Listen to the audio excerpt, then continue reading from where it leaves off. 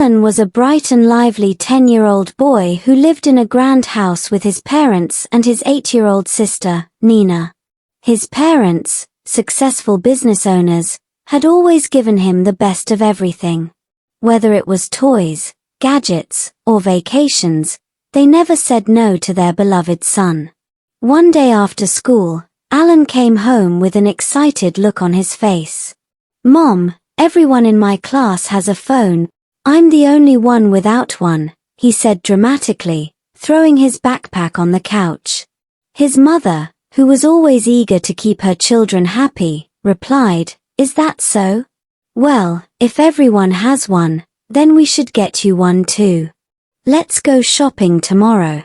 True to her word, the next day, Alan walked out of the electronics store holding a shiny new smartphone. He was thrilled. Nina, however, was a little envious but didn't say anything. She knew her brother often shared his things with her. Alan used his new phone responsibly most of the time. He downloaded educational apps for his assignments, occasionally using it alongside his laptop. But his favorite thing to do was play games. His sister Nina quickly became his gaming partner, and the two spent hours together laughing and competing in various games. Their parents often peeked into the room and smiled at the sight of their children playing together. "At least they're bonding," their dad joked, though he sometimes worried about how much time they spent on the phone. Their mother, always present and loving, spent a lot of time teaching them important lessons about life. One evening, while they were sitting in the living room after dinner, Mom said, "Kids, there's something very important I need to talk to you about." Their mom continued, "You know how I always tell you to be careful online and in real life. Today, I want to remind you about something very serious. It's about keeping your body safe." She paused, making sure they were listening closely. "Your body belongs to you. No one is allowed to touch your private parts. That's your personal space, and it's important to protect it. If anyone ever tries, you must say no and tell me right away. Do you understand?" Alan and Nina nodded. "Yes, Mom," Nina said softly. "And another thing," Mom added, "when you're online or using your phone, there are some bad things you should never watch. If you see something that makes you feel confused or uncomfortable, come to me immediately. Don't be scared or ashamed to tell me." One sunny afternoon, Alan was sitting on the couch, playing his favorite game on the phone. Nina was in the garden, drawing flowers and trees in her sketchbook.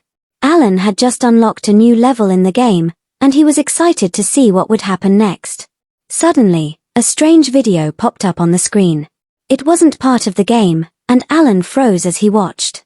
The video showed something he knew their mom wouldn't like. She had warned them many times, "If you see something that doesn't look right, stop watching and tell me." But Alan didn't stop. He was curious, even though he felt a little guilty. After a few seconds, he quickly closed the video and glanced around. No one had seen him. When Nina came inside, she asked, "What's wrong? You look funny."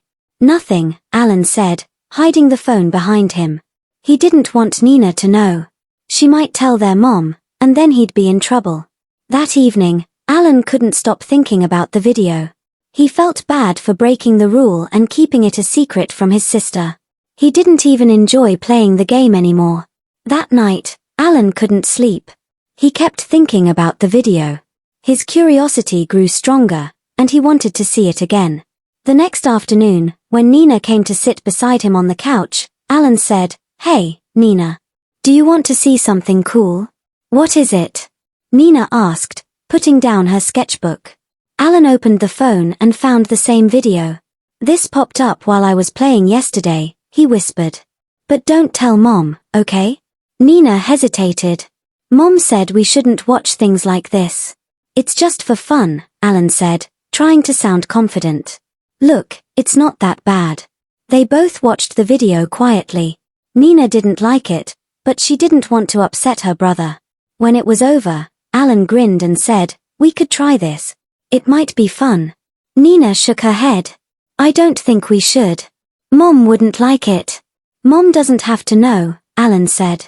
Come on, just try it once. Nina reluctantly agreed, but as they started copying what they saw, it didn't feel right. Nina stopped and said, Alan, I don't like this. It's weird. I'm telling Mom. No, don't. Alan begged. She'll take away my phone. But Nina had already made up her mind. She ran to their mom and told her everything. Their mom listened carefully, her face growing serious. She called Alan over, and he came with his head hanging low. Alan, she said gently but firmly, I told you to come to me if you ever see something you're not sure about. Watching something like that and then trying it is not safe or right. These things can harm you or confuse you, and that's why I want to protect you. I'm sorry, Mom, Alan said, tears in his eyes. I didn't mean to make things worse. I just thought it was interesting. After their serious talk, Alan's mom decided it was time to set some new rules about the phone. She sat down with both Alan and Nina and said, I love you both, and it's my job to make sure you stay safe. From now on, you can only use the phone when I'm around. That way, I can help you make good choices. Alan felt a little sad, but he understood. Does this mean I can't play my games anymore? He asked softly. You can still play your games, Mom said, but only when I'm here to check what you're doing. I'll also set up parental controls on the phone so that things like that video won't show up again. The next day, Mom installed special apps on the phone to block unsafe content. She also set a timer so Alan and Nina could only use the phone for a short time each day. At first, Alan felt annoyed. He missed the freedom of playing games whenever he wanted. But as the days went by, he realized that using the phone under Mom's supervision wasn't so bad. They played games together, watched funny videos, and even found new educational apps that helped with schoolwork. One afternoon, as they were playing a puzzle game, Alan said, Mom, I like playing with you. It's more fun than just playing alone. Mom smiled and said, see? Phones can be great tools, but they're even better when we use them together. Nina chimed in, I like it too. And I feel safer now that we don't see strange things. Over time, Alan became more responsible with the phone. He learned to ask permission before downloading apps or watching videos. And instead of keeping secrets, he started talking to his mom and dad about what he found online. Though their father was often away on business trips, their mother worked hard to ensure they felt safe and loved. Whenever Dad called, he always asked how they were doing and reminded them to listen to their mom. The family grew closer through these shared moments, and Alan realized that while the phone was fun, spending time with his family was even better.